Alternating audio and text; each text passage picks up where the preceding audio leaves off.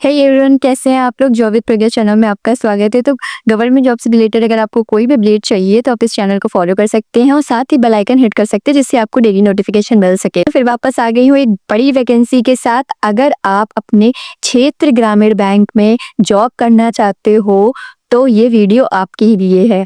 क्षेत्र ग्रामीण बैंक में 10,000 से ज्यादा पद पे आपकी एक वैकेंसी निकल के आ रही है। ये ग्रुप बी की पोस्ट है, तो समझ सकते हो कि इसका पे स्केल भी अच्छा होगा। और दूसरी बात, ऑल ओवर इंडिया के बच्चे इसको भर सकते हैं। इसमें सबसे अच्छी बात यह है कि इसमें इंग्लिश है ही नहीं और मैथ का लेवल बहुत इजी है। मतलब अदर बैंक के कंपटीशन में देखा जाए तो इसका लेवल काफी मॉडरेट रहता है एग्जाम का। तो भाई इस फॉर्म को भरना बिल्कुल ना भूलो। इस क्षेत्र ग्रामीण बैंक में कम से कम देखा जाए तो 43 बैंक आते हैं। 43 बैंक आप समझ रहे हो, उसमें आपको आसानी से पोस्टिंग मिल जाएगी। आप जहां भी रहते हो आपको आसपास की जगह पे आपकी पोस्टिंग दिलाई जाएगी।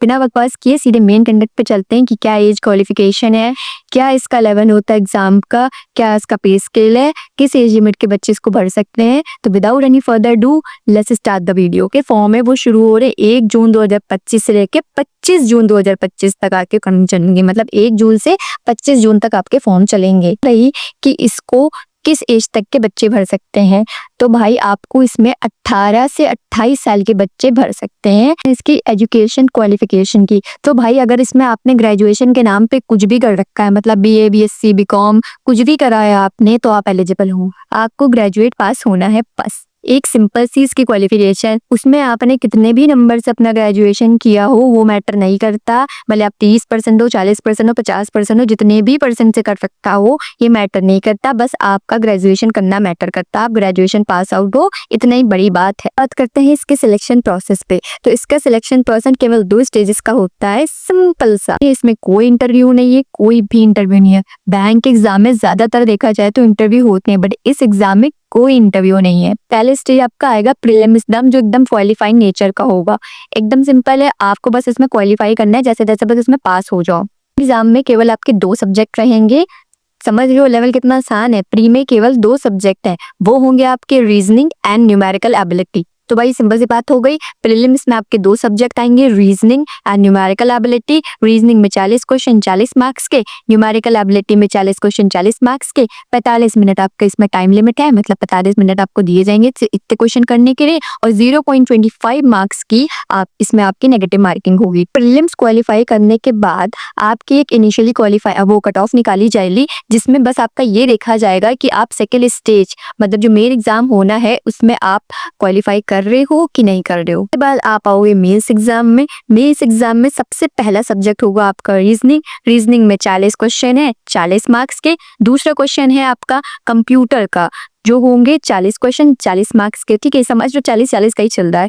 तीसरा सब्जेक्ट होगा आपका जनरल अवेयरनेस। इसमें भी 40 क्वेश्चन होंगे, वो भी आपके 40 मार्क्स पे डिपेंड करेंगे। ठीक है, चौथे में आपके पास ऑप्शन है, चाहो तो आप इंग्लिश सब्जेक्ट चूज कर लो, चाहो तो आप हिंदी सब्जेक्ट चूज कर लो। जिसको इंग्लिश आती है उसके लिए कोई दिक्कत नहीं, जिसको इंग्लिश नहीं आती उसके लिए फायदा है, वो हिंदी के क्वेश्चन अटेम्प्ट कर सकता है। वो भी 40 क्वेश्चन 40 मार्क्स से होंगे। उसके बाद 5वां सब्जेक्ट आएगा आपका न्यूमेरिकल एबिलिटी। वो होगा आपका 40 क्वेश्चन 40 मार्क्स से टोटल हो जाए। मतलब अगर देखा जाए तो प्री से लेके मेंस तक 40 ही क्वेश्चन आएंगे, 40 मार्क्स के होंगे। मतलब एक क्वेश्चन 1 मार्क्स का माना जा रहा है। ठीक है, अगर आपका टाइम देखा जाए तो वो 2 घंटे का रहेगा। और जो आपकी नेगेटिव मार्किंग है वो 0.25 की रहेगी। मेंस का एग्जाम होने के बाद इसमें आपकी कैटेगरी वाइज बैंक वाइज आपकी कट ऑफ निकाली जाएगी। फाइनल कट ऑफ के बेसिस पे आपका सिलेक्शन लिया जाएगा। अगर आप उस कट ऑफ को क्वालिफाई कर रहे हो तो आपका सिलेक्शन पक्का। बात की जाए तो इसका सैलरी स्ट्रक्चर कैसा है, ये काफी इंटरेस्टिंग लग रहा है। ग्रामीण बैंक में आपका सैलरी स्ट्रक्चर कैसा होना चाहिए। 48,000 इसकी अप्रॉक्स सैलरी है। और जब तक आपका ये सब सिलेक्शन और एग्जाम ये सब होंगे तब तक 8वां पे लेवल जो कमीशन चल रहा है वो आपका हो ही गया होगा। तो उसके हिसाब से अगर देखा जाए तो आपकी सैलरी बढ़ी गई होगी। तो इसकी जॉब लोकेशन, बहुत सा क्वेश्चन है कि इसमें जॉब लोकेशन क्या होगी। तो भाई आपके ये क्षेत्र ग्रामीण बैंक है तो वहीं पे आपकी होनी है जॉब लोकेशन। ठीक है, मतलब आपके आस ही पास के जो छोटे मोटे गांव हैं वहीं पे आपकी जॉब लोकेशन होगी। और अगर देखा जाए तो इसकी प्रोफाइल मतलब जॉब प्रोफाइल क्या है, तो आपको क्या काम करना है। तो भाई सिंपली इसमें आपको 9 से 5 जाना है, सरकारी है। 9 to 5 की आपकी जॉब है। इसमें आपको कुछ भी मेहनत मजदूरी नहीं करनी है। आपका कंप्यूटर पे बैठ के जो भी काम होता है वही होगा। कोई भी आप इसमें आपको फिजिकल काम नहीं करना है। आपको केवल कंप्यूटर बेस्ड आपकी जॉब प्रोफाइल है, उससे रिलेटेड काम होगा, कंप्यूटर से रिलेटेड। तो भाई क्षेत्र ग्रामीण बैंक का अब तक का देखा जाए तो उनके 1 ही जून को फॉर्म आते हैं, 25 जून तक चलते हैं। 30 अगस्त तक को इसमें आपका एग्जाम हो जाता है और सब लगभग अक्टूबर नवंबर तक इसमें आपकी पोस्टिंग भी हो जाती है। मतलब इनका सारा काम टाइम टू टाइम चलता है अब तक देखा जाए तो। होप सो अभी भी वैसा ही होगा।